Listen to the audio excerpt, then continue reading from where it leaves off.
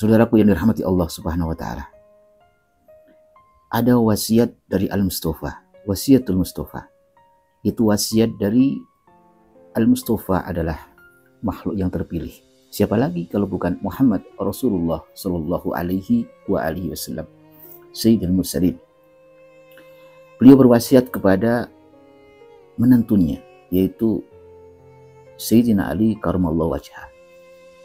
Apa wasiat beliau kepada Sayyidina Ali? Ya Ali, wahai Ali, di dalam yakun al-alimu taqiyan, apabila tidak ditemukan di dalam orang yang punya ilmu, orang alim, ketakwaan, maka dhallat mau'idatuhu ala qulubin nas kama yadillu al-kitru ala baydin ni'ami was-sofa. Saya ulangi, wasiat daripada Al-Mustafa, wasiat daripada Rasulullah Muhammad sallallahu alaihi wasallam kepada Sayyidina Ali. Ya Ali, idza lam yakun al-alimu taqiyan maka dhallat mau'idatuhu ala qulubin nas. Ya. Wahai Ali, jika seorang yang berilmu akan tetapi tidak memiliki ketakwaan kepada Allah Subhanahu wa taala, maka sungguh dhallat mau'idatuhu ala qulubin nas, maka nasihatnya ke dalam hati orang lain itu menjadi tertutup. Seperti halnya kama yadillu al-kitru ala baydin ni'ami was-sofa. Seperti halnya hujan rintik-rintik ya, yang jatuh di atas telur burung ataupun batu besar. Ini adalah wasiat dari Al-Mustafa Rasulullah Muhammad sallallahu alaihi wasallam. Maka kecuali orang itu berilmu, memiliki keilmuan, orang alim, tapi juga harus memiliki ketakwaan kepada Allah Subhanahu wa taala. Di zaman ini banyak orang yang alim, banyak orang yang mutabahir keilmuannya, menguasai beberapa disiplin ilmu. Tetapi kita harus memilih seorang guru, seorang ulama, seorang kiai, bukan hanya dilihat dari kealimannya saja, tidak hanya dilihat dari penguasaan di dalam beberapa disiplin ilmu saja, akan tetapi kita juga harus bisa mengetahui tentang tingkat ketakwaannya, ketakutannya, khauf, takut kepada Allah Subhanahu wa taala.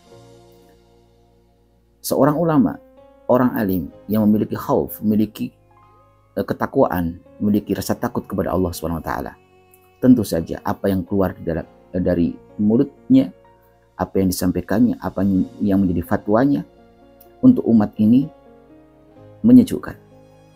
Bukan hanya menyejukkan, akan tetapi bisa masuk ke dalam hati sehingga termotivasi kita untuk ada kekuatan kita untuk beramal.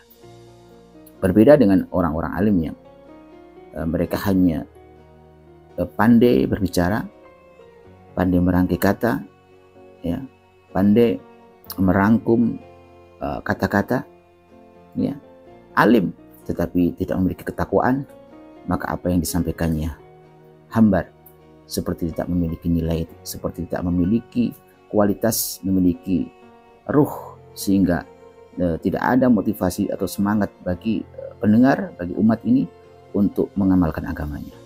Apalagi ulama-ulama seperti yang disampaikan oleh Rasulullah Shallallahu Alaihi Wasallam dan juga ditulis, dinukil oleh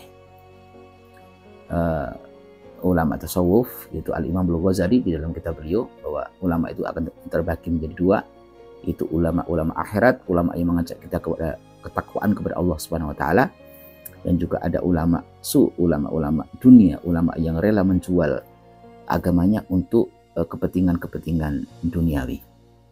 Semoga Allah menyelamatkan kita dari ulama-ulama dan semoga saja Allah memberikan kita hidayah, memberikan kita kekuatan untuk bisa mengamalkan agama ini, untuk mengamalkan syariat daripada Rasulullah Shallallahu Alaihi Wasallam, apalagi di zaman akhir ini, di akhir zaman ini yang penuh dengan fitnah, sehingga sangat sulit membedakan mana ulama yang bisa kita jadikan rujukan, mana ulama yang bisa kita jadikan pedoman, mana ulama yang bisa kita jadikan guru.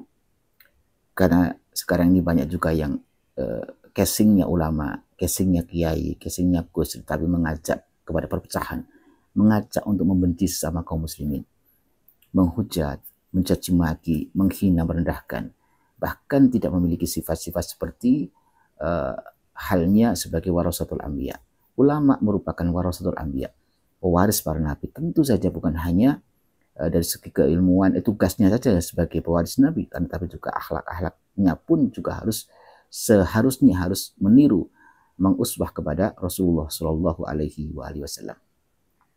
Maka di zaman akhir ini saya menasihati diri saya pribadi dan juga saudara-saudaraku semua, sahabat-sahabatku semua dimanapun berada, agar kita senantiasa berhati-hati di dalam mencari guru, berhati-hati di dalam kita memilih seorang ulama untuk kita jadikan rujukan, sehingga kita akan selamat baik di dunia maupun di akhirat. Semoga bermanfaat. Wallahu a'lam bishawab.